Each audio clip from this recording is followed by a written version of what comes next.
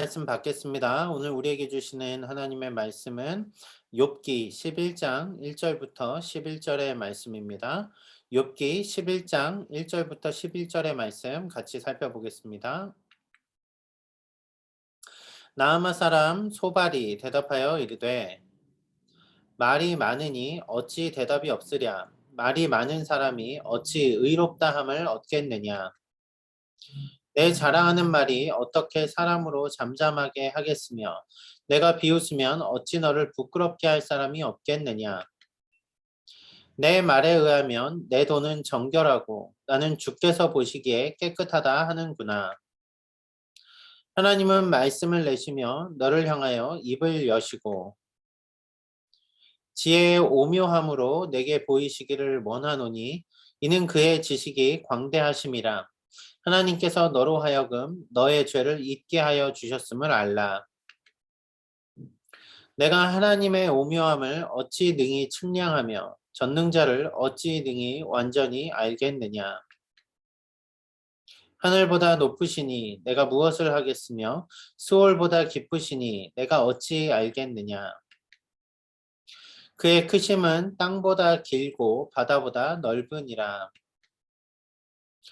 하나님이 두루 다니시며 사람을 잡아 가두시고 재판을 여시면 누가 능히 막을 소냐.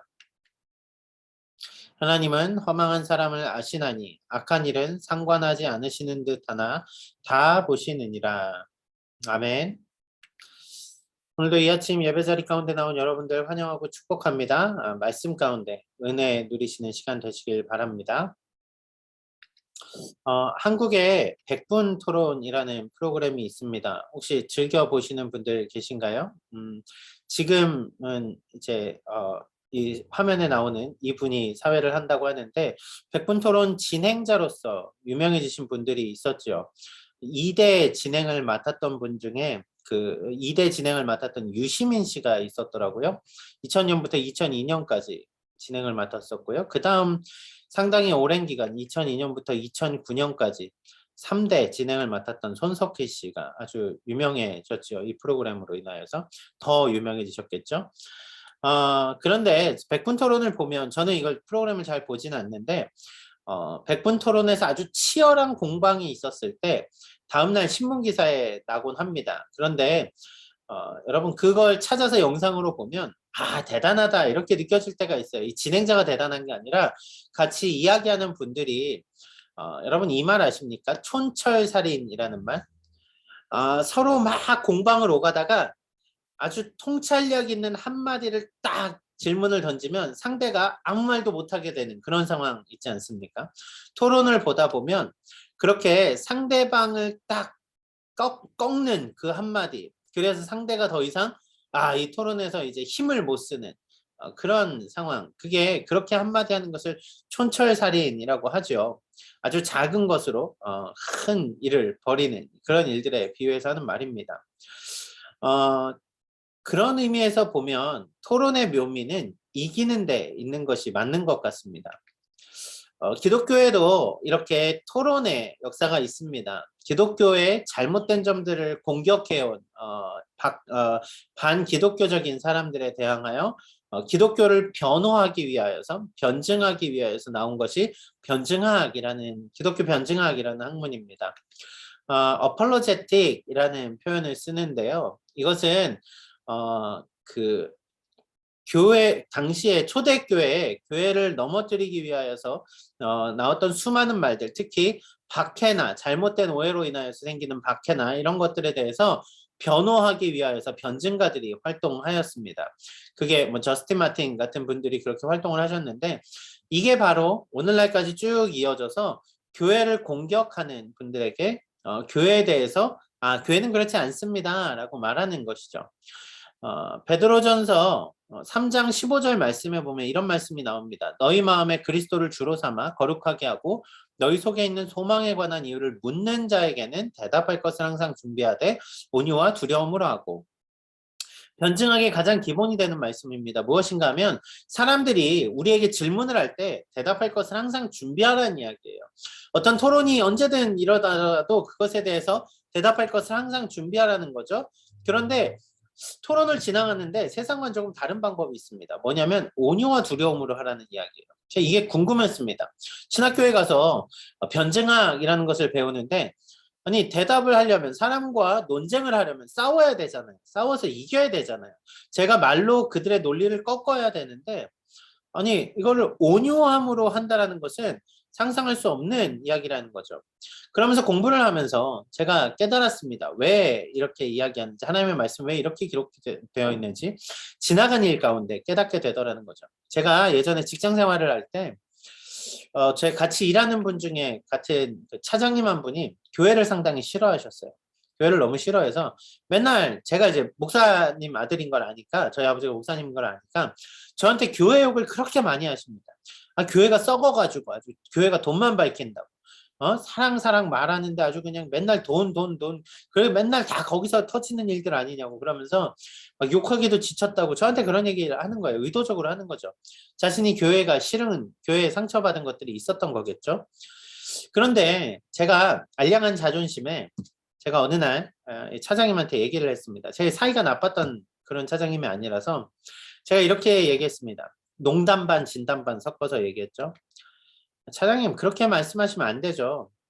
교회가 그래도 남들 돕는데, 모르는 사람들, 얼굴도 모르는 사람들 돕는데 많이 힘씁니다. 되려 차장님이 더 돈만 밝히시잖아요. 실제로 교회보다 차장님이 더 해요. 이렇게 얘기했더니 뭔가 대화가 약간 어색해진 거죠. 이게 농담인 줄 자기도 농담 섞어서 이야기를 했지만 제 말에도 농담 섞어서 이야기하지만 진심이 담아 있었던 거거든요. 그 다음에도 사이가 나쁘거나 하진 않았는데 문제가 뭐냐면 제가 이렇게 당신이 잘못했습니다. 교회는 틀리지 않았어요. 라는 것을 아주 직접적으로 이야기를 했더니 그 다음부터 교회에 대한 이야기는 더 이상 오고 가지 않더라는 이야기예요. 대화에 담이 생긴 것입니다. 그리고 실은 이 이후로 어찌 보면 저와 이 차장님과의 대화에서는 더 이상 예수님에 대한 이야기는 할 수 없게 되어버린 거죠. 무엇입니까? 진리를 말해서 상대방을 굴복시키는 것은 할 수 있어요. 하지만 진리로 굴복시켰다고 해서 복음이 전해지는 건 아니라는 말이죠. 그럼 무엇입니까? 진리를 온유함으로 그 사람에게 진정한 복음의 메시지를 전하는 것. 그것이 바로 변증의 핵심이라는 것입니다. 오늘 본문은 욥의 세 번째 친구 소발의 이야기를 담고 있습니다. 소발이 하는 이야기를 보면 우리가 성경 속에서 배우는 변증에 대한 개념들을 생각해 보게 됩니다. 소발이 하는 말들이 상당히 직설적이고 또 때로 비유를 하더라도 상대에 대해서 아프게 표현을 하고 있기 때문에 그렇습니다. 왜 그런 일들이 벌어진 것일까요? 저는 오늘 말씀을 보면서 사람을 살리는 말과 죽이는 말이라는 개념에 대해 살펴보고자 합니다. 함께 말씀 가운데 소발의 대화를 통하여서 우리의 모습은 없는지, 우리의 교회의 모습은 없는지 돌이켜보고 진정한 사람을 살리는 말은 어떠한 말인지 우리 같이 그것을 묵상해보는 시간 갖기를 바랍니다. 어제까지 본문에서 욥은 자신의 무죄함을 이야기했습니다. 내가 하나님께 죄를 지어서 벌 받는 게 아닌데 하나님께서 왜 나를 고통스럽게 하지? 그러면서 애통하는 그 애가라 그러죠. 엄청난 슬픔과 고통의 부르짖음이 어제까지 이어졌습니다. 얼마나 심했으면 하나님 차라리 날 내버려 두십시오. 이렇게까지 어제 얘기하지 않았습니까? 그런데 오늘 본문에 욥의 이야기를 마치고 새로 전환이 됩니다. 이야기가. 소발의 이야기로 전환되는 거죠. 1절 2절 말씀 보겠습니다. 나아마 사람 소발이 대답하여 이르되 말이 많으니 어찌 대답이 없으랴. 말이 많은 사람이 어찌 의롭다함을 얻겠느냐. 소발이 뭐라고 말하는 것입니까? 욥에게 지금 너가 하는 말들 내가 다 들어봤는데 난 말이 너무 많아. 이렇게 얘기하는 거예요. 시작부터 상당히 공격적으로 이야기를 합니다. 왜요? 욥의 말이 불편했던 거예요. 욥의 말이 너무나 불편했습니다. 그래서 말이 많은 사람은 의롭지 않거든. 너는 말이 너무 많아. 이렇게 이야기하고 있는 거죠.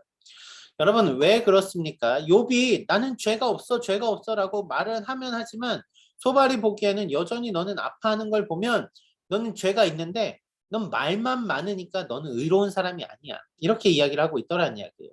그러면서 3절 4절에 이렇게 계속 이야기하죠. 내 자랑하는 말이 어떻게 사람으로 잠잠하게 하겠으며 내가 비웃으면 어찌 너를 부끄럽게 할 사람이 없겠느냐. 내 말에 의하면 내 돈은 정결하고 나는 주께서 보시기에 깨끗하다 하는구나. 소발이 요셉에게 넌 말이 너무 많아 라고 말하면서 욥을 상당히 무시하는 말을 하죠. 말 많은 사람 치고 의로운 사람이 없다는 이야기예요. 3절 4절에서도 같은 얘기를 하는 거죠.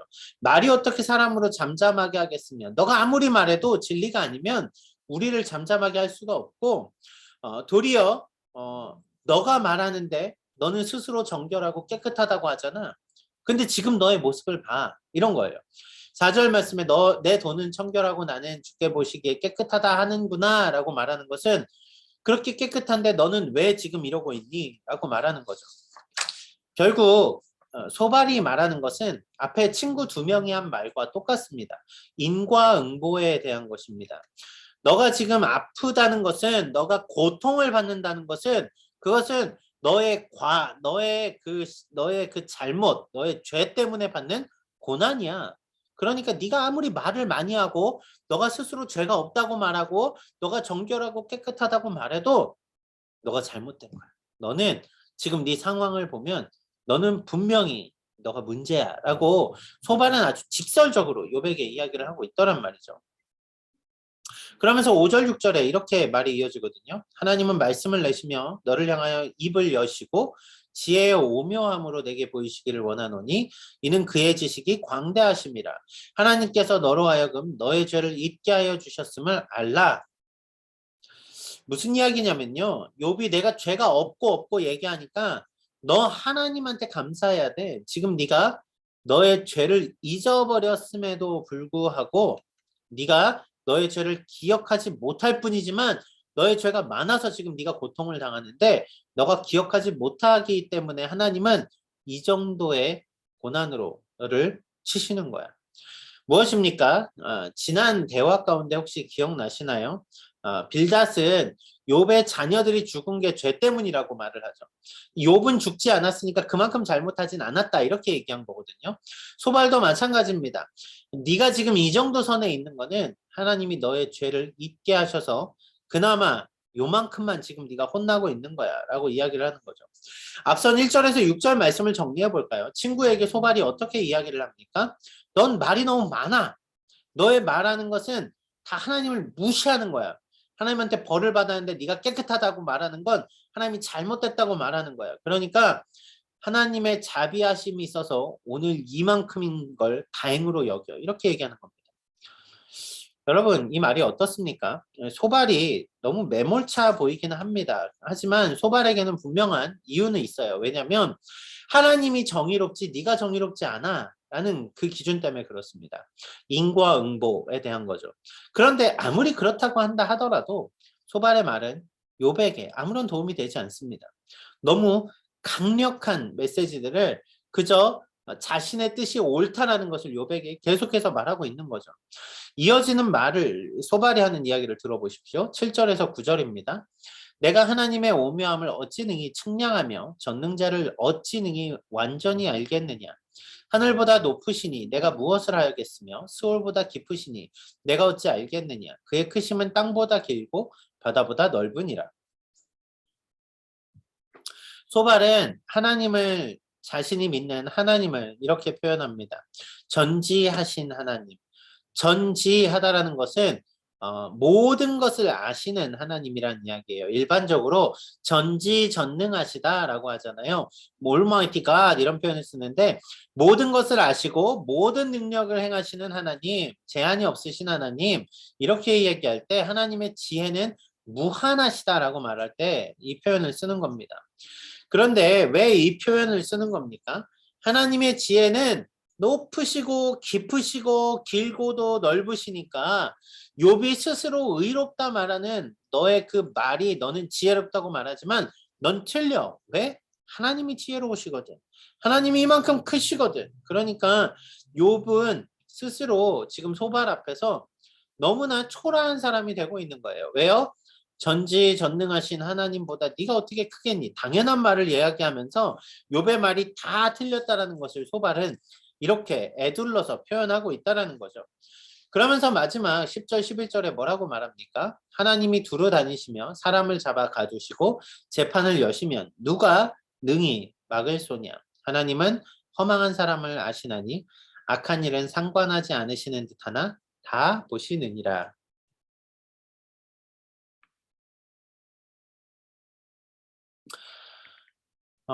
여기 보면은 하나님이 악한 일을 상관하지 않으시는 듯하나 다 보신다, 이렇게 이야기를 하시죠. 여러분, 이 말이 무슨 말입니까? 욥이 지금 고난을 당하는 것은 결국은 악한 일을 했는데 하나님이 그 악한 일에 대해서 보응하셨기 때문에 이런 일이 터졌다고 말하는 거잖아요. 그렇죠? 그러니까 악한 일을 상관하시지 않는 것 같지만 하나님은 다 보셔. 하나님은 은밀한 가운데 하는 너의 모든 행동을 다 보셔. 욥, 너는 죄가 없다고 말하지만 너가 고난을 받는 건 하나님이 그걸 보셔서 너에게 그 죄의 값을 주신 거야 라고 말합니다. 욥의 고난의 원인이 바로 죄라고 말하는 거죠. 결국 여러분, 이게 우리가 지금 계속 살펴보는 어떤 말입니까? 친구들이 가지는 잘못된 시선, 인과응보에 대한 것입니다. 여러분, 인과응보는 틀린 말은 아니에요. 왜냐하면 모든 죄인은 결국 하나님 앞에 그 죄의 결과로 심판을 받기 때문에 그렇습니다. 하지만 이 땅에 살아가면서 일어나는 모든 일이 인과응보의 원리 가운데 나오진 않아요. 인과응보가 맞다라고 하면 제가 지난주에도 말씀드렸는데 여러분, 그 악인의 형통한 것을 어떻게 설명하겠습니까? 이거 불가능하잖아요. 하나님이, 여러분, 세계 그 포춘지에 나오는 세계 100대 부자 생각해 보십시오. 빌리어네어 보십시오. 그 사람들이 다 기독교인입니까? 아니잖아요. 그럼 그 사람들이 다 정직한 사람들입니까? 뭐 정직하게 돈을 번 분들도 있겠지만 실은 하나님 보시기에 악하지 않게 돈을 벌었다고 하는 분들이 얼마나 될까요? 여러분, 이게 무슨 얘기냐면요. 굳이 막 부자들은 다 악하다 이런 이야기가 아니라요. 악한 사람들이 잘 되는 것들을 본다면 어떻게 인과응보가 이 땅에서 막겠습니까? 그럼 의인이 고난을 당하는 건 있으면 안 되는 거잖아요. 원래는 의인들만, 하나님 보시기에 의인들만 부자 돼야 되는 거잖아요. 의인들만 뭔가 막 자자손손 잘 살아야 되는 거잖아요. 그런데 세상은 그렇지 않더란 이야기예요. 인과응보 교리, 잘못된 교리로 지금 욥을 책망하는 모습을 보게 되더라는 거죠. 저는 오늘 소발의 모습 가운데 두 가지 우리가 좀 모습을 살펴보길 원합니다. 첫 번째는 소발의 모습에서 보이는 자신의 뜻을 옳다라고 말하는 데 쓰는 방법에 대해서 이야기하고 싶습니다. 소발은 하나님은 모든 걸 아셔. 그러니까 너가 옳지 않고 하나님이 옳아. 이렇게 이야기하거든요. 그런데 결국 소발이 이렇게 말하는 건 뭐예요? 내 말이 옳아. 이 얘기잖아요. 나의 뜻이 옳아. 너는 너의 죄로 벌 받는 거야. 이 말이잖아요. 소발은 하나님의 이름을 가져와서 자신의 뜻을 관철시킵니다. 그런데 제가 이 모습을 실은 교회에서 많이 봅니다. 교회에서 뭔가 어려운 일들을 할 때 그런 표현을 많이 써요. 하나님이 하시면 할 수 있습니다. 이 말은 분명히 옳습니다. 하나님이 하시면 할 수 있죠. 당연히 하나님이 하실 수 있습니다. 그리고 저는 그것을 믿습니다. 하나님이 하시는 일은 분명히 이루어집니다. 그런데 문제는 뭐냐면요.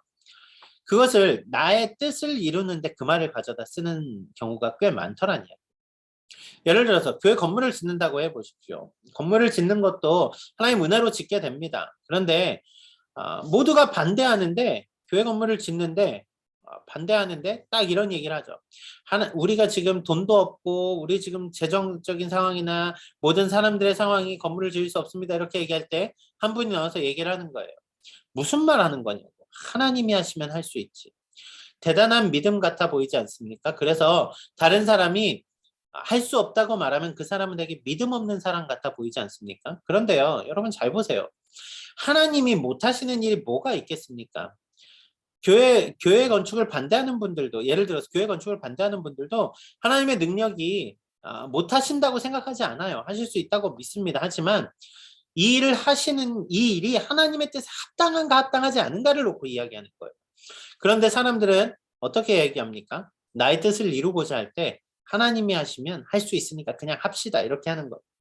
교회 건축에 대한 문제뿐만이 아니죠. 실은 제가 청년 시절에 교회 리더를 하면서 막 제 의견을 끌고 가고 싶어서 마이너리티라 그러죠. 다른 소수 의견을 가진 사람들을 집 뭉갠 적이 있어요. 하나님이 하시면 하시는데 왜 이렇게 쓸데없는 소리 하냐고. 그냥 하자고. 밀고 나가자고. 여러분 이게 하나님의 뜻을 믿고 나아가는 모습 같아 보이십니까? 아니요. 저는 제가 그래봤기 때문에 아는데 나의 뜻을 이루고 싶어서 하나님의 이름을 가져다 쓴 겁니다. 아주 큰 잘못이죠. 오늘 소발의 모습이 그렇더란 이야기예요. 자신이 생각하는 인과응보. 그래서 욥이 넌 지금 고난당하는 거야 이렇게 말하는 것을 결국 무엇에 빗대어서 말합니까? 하나님은 지혜로우시잖아. 하나님이 다 아시니까 네가 벌 받는 거야. 이렇게 말하지 않습니까?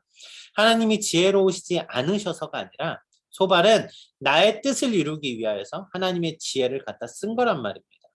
마치 오늘 교회가 나의 뜻을 이루기 위하여서 하나님의 능력을 입에 담는 것처럼 말이죠.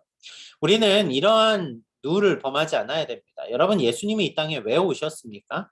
자신의 뜻을 이루기 위해서 하나님의 권능을 가져다 쓰기 위해 오셨습니까? 아니잖아요. 예수님이 이 땅에 오신 이유는 하나님 아버지의 뜻을 이루기 위하여서 오셨습니다. 그렇기 때문에 예수님은 죽기까지 낮아지실 수 있었던 것 아닙니까?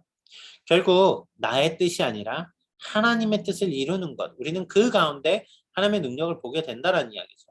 오늘 소발의 모습과 같이 하나님의 뜻, 하나님의 능력, 하나님의 권능을 입에 담으며 나의 뜻을 관철시키고자 하는 우리의 완악한 마음이 있다면 회개하는 시간 되기를 소원합니다. 두 번째로요. 소발의 모습에서 발견되는 것은 제가 앞에서 말씀드린 것처럼 변증에 대한 원리입니다. 소발은 정의에 불타올랐던 거예요. 죄인은 벌을 받아라는 그것이 자신이 믿는 교리였습니다. 그렇기 때문에 욥이 벌을 받는 건 잘못한 거니까 그 정의에 대한 것을 강조하기 위하여서 아파하고 힘들어하고 뭔가 도움이 필요한 욥에게 손가락질하는 거죠. 너가 죄인이라고. 너가 잘못한 거라고. 여러분 이것은 정의로운 모습은 맞을 수 있을지 모르지만 사랑은 없습니다. 이 모습 가운데 사랑이 없어요. 소발의 말이 욥에게 어떻게 들리겠습니까? 아니 우리가 생각해 보십시오. 우리가 세상 가운데 나가서 아파하고 힘들어하는 사람들한테 우리가 당신은 죄인입니다. 회개하고 돌아오십시오. 이런 이야기만 계속한다면 여러분 그게 복음이 전달이 되겠습니까? 우리가 진리를 말한다고 항상 이야기를 해요. 우리는 전도한다고 진리를 선포한다고. 그런데 말로는 예수님 믿으면 천국 가요 라고 말은 하는데 전혀 사랑이 없는 모습, 전혀 베풀지 않고 전혀 나누지 않는 우리의 모습 가운데 그들이 겪는 아니 되려 그들의 아픈 상황을 보며 당신 예수 안 믿어서 저주받는 거야. 예수 믿고 복 받아야 돼. 이렇게 말하면 여러분 그 말이 어떻게 옳은 말이 되겠습니까? 지금 소발이 하는 이야기가 그 이야기란 거예요. 정의는 강조하지만 욥에게 손가락질하며 욥을 비판하며 판단하는 거죠.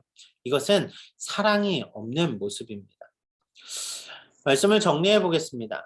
제가 앞서서 여러분들에게 그런 말씀을 드렸죠. 우리에게 보이는 소발의 모습들. 제가 그 차장님과의 대화를 기억했던 건 뭐냐면 제가 그분이 너무 미웠어요. 교회를 계속 욕하고 교회가 나쁘다고 말하고 교회가 욕심쟁이라고 말하는 그분의 모습이 너무 미웠던 거예요. 그런데 여러분 잘 보십시오. 그렇게 교회를 미워하고 박해하고 아프게 하는 사람들, 우리는 그들을 죄인이라고 말하죠. 우리도 물론 죄인이지만요. 그런데 예수님은 어찌 보면 그렇게 교회를 미워하는 그런 차장님과 같은 분을 구원하기 위해서 이 땅에 오신 거였거든요. 예수님은 죄인들 때문에 자기 자신을 내어주신 겁니다. 그런데 저는 그 죄의 모습을 보고 담을 쌓았어요. 그리고선 그분에게 얘기를 했던 거죠. 결국 제가 담을 쌓았더니 어떻게 됩니까? 복음이 가로막힌 거죠. 우리가 소발과 같이 내 옳은 것을 말하고 내 뜻에 하나님의 뜻을 이야기하면서 사랑 없는 정의만을 막 강조하게 되면 여러분 우리가 어떻게 사람들에게 복음을 전하겠습니까? 우리가 어떻게 사람들을 구원으로 이끌어갈 수 있겠습니까? 어떻게 예수 그리스도를 증거하겠냔 말입니다. 그런 의미에서 저는 오늘 베드로전서 3장 15절 말씀을 결론과 같은 말씀으로 정리하고 싶습니다. 너희 마음에 그리스도를 주로 삼아 거룩하게 하고 너희 속에 있는 소망에 관한 이유를 묻는 자에게 대답할 것을 항상 준비하되 온유와 두려움으로 하고 그리스도를 주로 삼아 우리의 마음 가운데 예수 그리스도가 주인인 사람들, 그런 우리들은 소망에 관한 이유를 묻는 자에게 대답할 것을 항상 준비해야 됩니다. 뭔가 우리는 그렇게 항상 복음의 진리 앞에서 진리를 전할 준비를 해야 된다라는 거죠. 대답할 것을 준비해야 됩니다. 그런데 어떻게 해요? 온유와 두려움으로 해야 됩니다.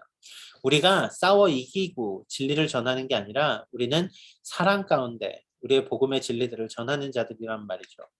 여러분의 오늘 하루는 어떤 삶이 될까요? 여러분 저는 오늘 말씀 가운데 여러분들에게 이렇게 권면하고 싶습니다. 오늘 소발과 같이 진리에 불타올라서 사람들을 죽이는 말을 하기보다 우리가 오늘 복음 앞에서 예수 그리스도께서 우리에게 하신 그 일들을 바라보며 하나님의 뜻을 드러내는 삶, 사람을 살리는 말을 하고 오늘 사람을 살리는 그 삶을 우리가 살아가면서 복음을 증거하는 여러분 모두가 되었으면 좋겠습니다.